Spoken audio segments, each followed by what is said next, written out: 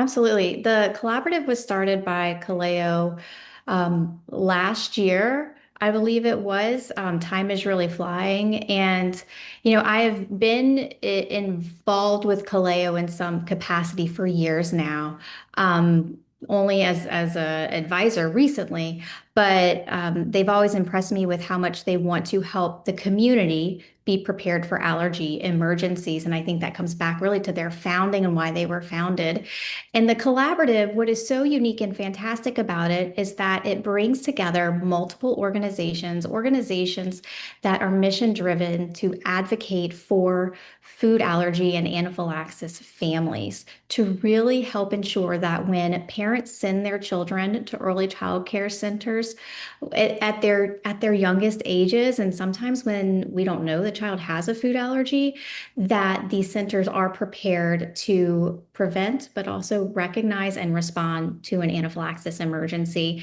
And that really is what the collaborative, the mission is. And so by bringing together all of these partners, putting together all of these amazing resources, it really amplifies the message, which is we can be prepared and we can prevent these anaphylactic tragedies, honestly.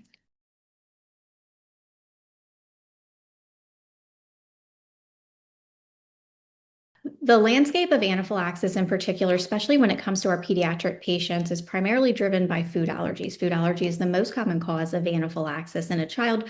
Of course, there can be on occasion the drug allergies and some of the venom allergies, honeybee, things like that. But really, it's the food allergies that drive the anaphylactic reactions in children. And anywhere from 10, 20 years ago, many times the reaction or the emergency action plan should a child have anaphylaxis was, well, let's give an antihistamine first. Let's see if the reaction improves. And then if not, let's give epi. Well, we know based on evidence that that is not the right approach, and that the right approach is as soon as anaphylaxis is recognized that you promptly use epinephrine. And that is because epinephrine in the form of a pre-dosed dosing mechanism, whether an auto-injector, nasal, whatever the case may be, that it is already an appropriate dose. You're not going to overdose a child, and you're only giving it one particular route. It's not like we're in the hospital drawing it up vial and syringe where we can have very significant user error. These devices are made to be user-friendly, and they provide the right amount of epinephrine. And epinephrine that a child, I want to remind my pediatric colleagues that when a person is having anaphylaxis, a severe allergic reaction, the mast cells, the allergy cells are degranulating, sending out histamine, other vasodilators, bronchoconstrictors to wreak all the havoc that anaphylaxis is causing and can potentially be fatal. Epinephrine is already being secreted from that child's adrenal glands to counteract all of that, but also to bind to the allergy cells, specifically the mast cells, to stabilize those cells, to stop the reaction, whereas antihistamines don't do that. And so why it's so important that we promptly use epinephrine as soon as anaphylaxis is recognized is so we can counter all of the symptoms, but so that we can also stop those mast cells. And also a couple of reminders about what anaphylaxis is. There are a few different definitions, which is why people can get confused.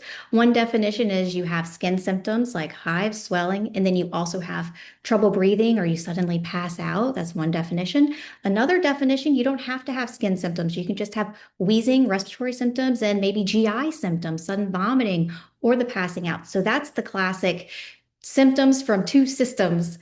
And then a third definition is when you have exposure to the allergen, or you ingest the food, or you're stung by a bee, and then all of a sudden your blood pressure is just dropping. So there are multiple definitions. And the most important thing is as soon as you're recognizing that anaphylaxis, you're treating it promptly with epinephrine.